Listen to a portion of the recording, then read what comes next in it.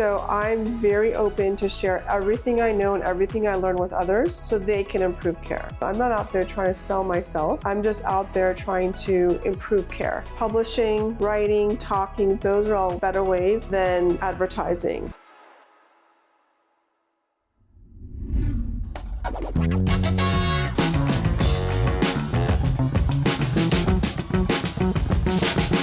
All right, I'm here with Dr. Shirin Towfigh. Am I saying that right? Yes. Ha, ha, ha. Perfect. Welcome. You are so many different things. You're an entrepreneur, a doctor. You are a female doctor in a male-dominated specialty. Your specialty is hernia surgery for women, right? And we were talking about like the super hyper niche of what you do. So let's talk about that, because you are not only a doctor and a surgeon and a badass, but you're also like a branding ninja.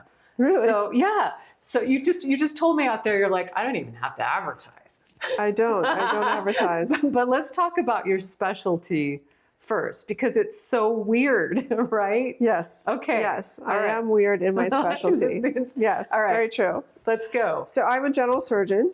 General surgery, really, you choose it if you want to like save lives and just do whatever you want to the body to improve it. So you can be a cancer doctor, you can be a trauma surgeon. I chose general surgery initially, and then after about 6 years of saving lives, which I did enjoy, but it can be very difficult on the body, and you're constantly sleep deprived. I found out that what I really enjoy is reconstructing the abdominal wall and the groin, and so hernia surgery, which is something I would never have guessed would have been like my niche within a niche. But my subspecialty within general surgery is hernia surgery, and that's 100% of what I do right now. And how did you discover that part of who you are? You know, I wasn't looking for it. My first job, my chairman at the time really believed that in order to be a really great surgeon, you should pick something and do a deep dive and not be like a jack of all trades. And that was a really, really great advice. He lived by that. He developed the department that way. And so as a general surgeon, you're quote general, I was more in the kind of laparoscopic world, and hernias were kind of underappreciated, I would say. And I didn't like that it was underappreciated. And I went to my first hernia society meeting. I didn't even know there was such a thing when I first started my job. And I was thrilled that there were all these people just talking about things that were like new, innovative, how to make things better, how to improve patient care, and how to do certain techniques better. And I was very well trained, but I felt that just that one single society meeting, I learned so much. So I came back to my department. I'm like, look at all these new things that I learned. And everyone was like, it's just a hernia. And I'm like, no, but this is the kind of stitch you have to use, and don't put certain stitches here, and this is the type of meshes you use, and this is how you handle all the structures. And they were like, why are you making such a big deal of just a hernia? So I said, okay, that's not cool. I need to be that person that changes the hernia world and how it's practiced, because we can do better. We can reduce pain. We can reduce recurrence. We can improve outcomes. And that's how it all started. And that was 23 years ago. And just for clarification for people who are listening, like you're not like practicing in some big hospital. You have built a business on hernias, specifically for women. Yes. So let's talk about that a little bit. When we were off camera, kind of, doing a prep call, women get hernias too. Like the perception, absolutely, right? But please, can you say that again? Please, everyone needs to hernias. We get hernias. Okay? Women also get hernias, right? But it is, the perception is that it's a very much a male injury, right? And like many, many other conditions for women and for females, it just isn't discussed. And the treatment for women is usually the treatment for men up Yes. until you came along and said, hang on, let's pivot on how we approach this. So, Yeah. you know, like, let's back it up for a second. So you're doing this very specialized practice, and you're an entrepreneur, and you're building a brand, and you opened a center, and you're a woman in a male-dominated field. Unpack that for me. I mean, that's what makes you unique. It's so much easier to brand yourself when you have like And you're no world competition. renowned, right? Like, we're in California right now. Yeah. You're at the Beverly Hills Hernia Center, Yes. right? That's your business. Yes. But you are known around the world Yes. as somebody who has innovated in your field, right? And so how did you do all of this? Take on all of this? I'll tell you, my motto is, you know, what comes around goes around. So and kind of pay it forward. So I'm very open to share everything I know and everything I learn with others so they can improve care. So just the generosity of information being put out there makes you automatically like genuine in what you're trying to do. I'm not out there trying to sell myself. I'm just out there trying to improve care. Yeah. In doing so, I then become known as that person that knows what she's talking about, has a special interest in the topic. And so when people have questions, they'll call me. Right. If they have a problem with a patient, they'll refer them to me because I'm becoming known as that go-to person. But it wasn't because I went out there touting myself. I was just out there being very democratic, spreading the word and hoping others learn. Like, I'm happier if women have less chronic pain, are less likely to be dismissed by their doctor, are diagnosed earlier, aren't given narcotics for the same disease that a male would have had surgery for. You know, that makes me happy. And over time, you just become known as the specialist because you keep pushing that message that no one else is pushing. Right. And talk to me about, like, when we were talking earlier about building your brand and why you don't have to advertise. How do you build a brand on hernia repair, right? Yeah. Yeah. Talk about that. Well, you have to be true to your message. I think already I was lucky. I was a female surgeon. I'm already kind of in a An smaller outlier, population. yeah. And then within the Hernia Society, there's even less female surgeons. I was the first female to be editor of one of the editors of our hernia journal. When I gave my very first talk at the American Hernia Society meeting, I was the only female that gave a talk, if you can imagine it. I was in just now that things have changed, which is great. But when you're kind of already the first of many things, you tend to stand out. And so you have to capture that time and elevate your message and not kind of shy away and be quiet when the spotlight is on you. So that's the way that I see it. So I think research, publishing, writing, talking, those are all better ways than advertising. It's like an indirect way of advertising. And so when a patient does their research to see, okay, I have such and such problems, you Google your disease, right? Or what your question. And then my name pops up because I wrote a paper on it or a book on it or a chapter on it. That is a much better way of reaching out to patients than like a pay-per-click, Right. advertising or something Right. like And that. it's credibility too, Yes. right? Like instant credibility. Yeah. And do you use social media? I do. Yeah. I do. How do you weave that into some of your brand building, which is also like the message that is out there? You're not out there, with flashing neon lights with the name of the clinic. You're out there providing information and helping people, right? Which I think is a really, branding is so much more than advertising. It's informing. Yeah. And growing your engagement through education, right? And so how did this, the branding and the writing and all of the things that have created your brand, your clinic's brand, how did all of that come together? How do you use social media if you're a surgeon? What is a little bit at a time. I think with advertising, it's a one-time deal. But when you're doing social media or other ways of publishing, blogs, etc., it just adds and grows with time.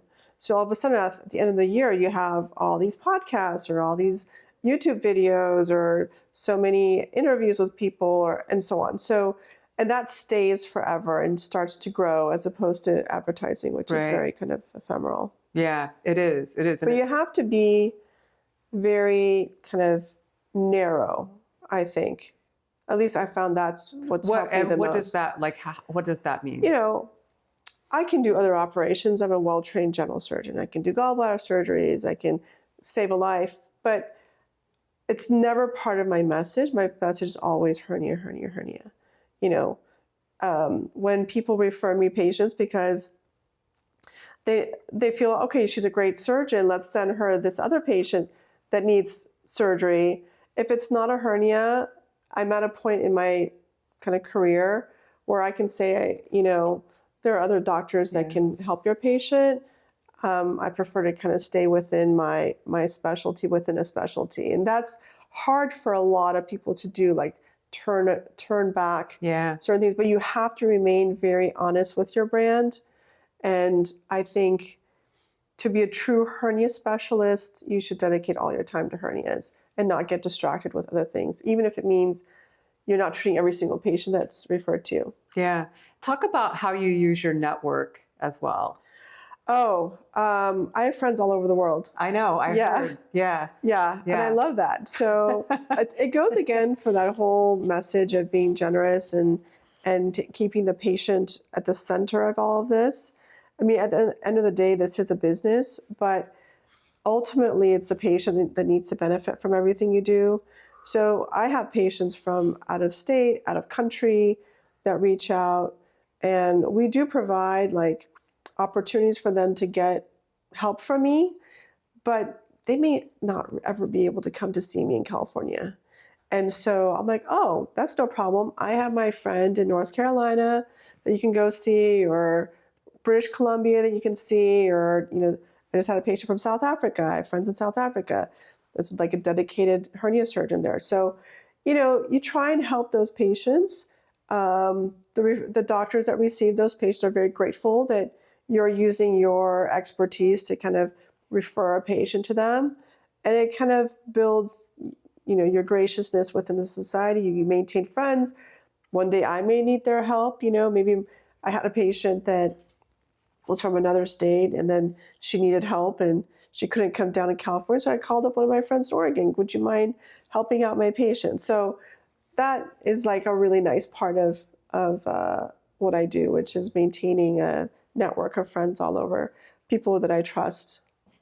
So if there are women out there, and I'm just going to be specific, very gender specific here, but women in startups, women trying to raise money, you know, it's a tougher, steeper hill for women to climb still, you know, even after all this time. What is your advice, right? Like we were talking a little bit earlier about how for us, you know, we have to work 1,000 times harder to prove ourselves, right? Like how do you inspire the next generation of women, not just surgeons, but women, you know, women business owners and entrepreneurs? What's the thing that we can impart to them to inspire them? I would say if you do have a gender specific specialty or job or product or something like that, then like own it, you know? And I was recently at a MedTech conference called Device Talks. It was great. And they had a whole section on like how to develop products that are, you know, meant for specific anatomies. And I have multiple patents that are meant to improve hernia care for men and women based on their different anatomies. And the other women that were with me on the panel had similar interests of, you know, looking at specific anatomies, often gender-based. And you just have to own it. You know, in some specialties like my own, women are not the majority patient. No. Right? So it's about 7-to-1 male to female ratio for like growing hernias. But that doesn't mean that I'm losing out on male patients. I'm just showing that I'm a thinker and innovator and therefore will be really careful with my female patients to improve their outcomes, but also that means I'm also very careful with my male patients. So I would not shy away from, if you have a narrow, like mine's pretty narrow. Pretty you have narrow. a narrow kind of specialty, don't shy away from it because everyone wants to get like the large population, big umbrella business or big umbrella topic. Just if you own it, then you'll get the majority of that small niche. Right. And that's good. Right. We were talking also earlier, about hernias specifically. You were talking about hernias? We were like with you, can you imagine? And how in women, the hernias present differently and are treated differently. And it's a lot like heart attacks, right? Like not as lethal, but, like the symptoms are different in women versus men. And so let's talk about like, what is the biggest, debunk a myth about female hernias for me, right? What's the deal here? Well, it actually can be lethal. That's the problem. Oh, I didn't know that. Yeah. Okay, there's one. Yeah, so that's one. But specifically, men tend to present with a bulge and women present with pain with no bulge. So in medical education, they learn hernias under the male genitourinary system, and therefore automatically you link it as a male disease. It's not. What we know from women is they're more likely to have pain.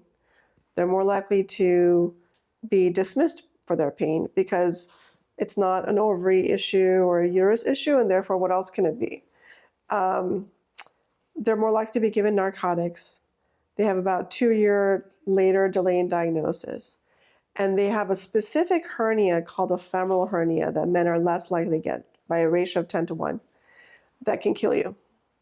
And that is misdiagnosed, undiagnosed, and the treatment that's offered for men does not specifically treat a femoral hernia oftentimes. And therefore the woman will be not treated and then they may die from their hernia. 5% risk of death if you show up in the emergency room with a femoral hernia. Wow. So it's real. It's a real problem. People don't know about it.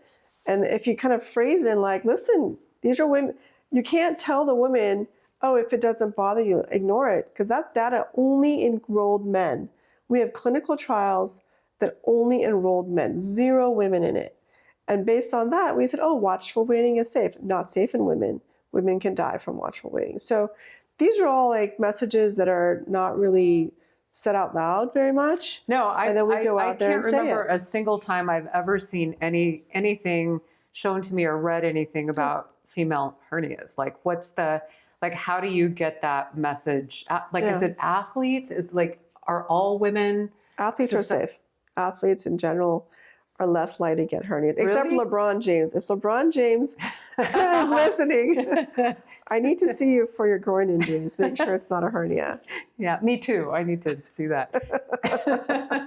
I'll let you know. Okay, but female, what would put a woman at higher risk for her, or is it just like random? Pregnancy, specifically with vaginal delivery, puts you at higher risk for hernias. Obesity, family history. Family history is actually stronger as a genetic lineage if you have a female in your family who had a hernia than if you had a male, even though male are more likely to get hernias, but the link is stronger in women. Obesity. Exercise is protective, so people who exercise tend not to get hernias or are less likely to get hernias. And then there's other like weird diseases that cause muscle weaknesses where you can get hernias. That is a very niche specialty, my sister. It is, yeah. And I'm really glad we got to talk. And I think that there's so many lessons that shake out from your story, and one of them that, it's kind of a theme throughout the day is that, there is a lot of opportunity in being a hyper specialist in some area, right? Like whether it's surgery and, if you're going to go into surgery, make sure you're like a surgeon, right? We don't want any posers there, but like there is a lot of opportunity in that super hyper niche areas. And look at the Birkin bag. Yeah. these are specialists that sit down there and do this special, what's it Yeah. called? Saddle, Saddle stitching stitch, or yeah. something by hand. They can't make that many bags. No, And yet they're in people want the demand. bag. Yeah. Yeah. No, it's just really interesting. And it's very unusual for us to get to talk to a surgeon about anything. Yeah. And so thank you so much for sharing Sure. your story. Thank you. It is really inspiring. Like, I don't want to like undersell your story. Like, it is, you are an amazing human making a difference around the world. And it's really cool to get to talk to a woman today. It's been That's all men, why I so. say it's hashtag, it's not just a hernia. Yeah. That's where I land. Awesome. Thank you so much, Thank Shirin. you so much.